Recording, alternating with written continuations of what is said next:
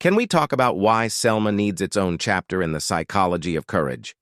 Because this film doesn't just show history, it studies pressure.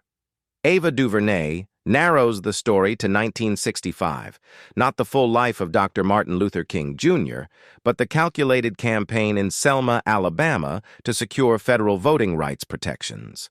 We watch Annie Lee Cooper attempt to register to vote, denied through arbitrary literacy tests. We see Sheriff Jim Clark and state troopers enforcing intimidation in plain sight. The system isn't hidden, it's procedural. Inside Brown Chapel, strategy replaces spectacle. King, portrayed with controlled intensity by David Oyelowo, isn't shown as untouchable. He's shown thinking, calculating, wrestling with timing. Should they march immediately after Jimmy Lee Jackson is killed? Should they force federal intervention? How much suffering will the cameras need to capture before Washington responds? That's the psychology of courage this film exposes. It isn't impulsive, it's deliberate.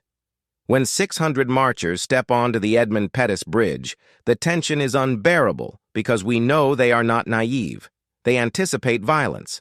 And when the troopers charge, tear gas, batons, chaos, the film does not glorify the moment.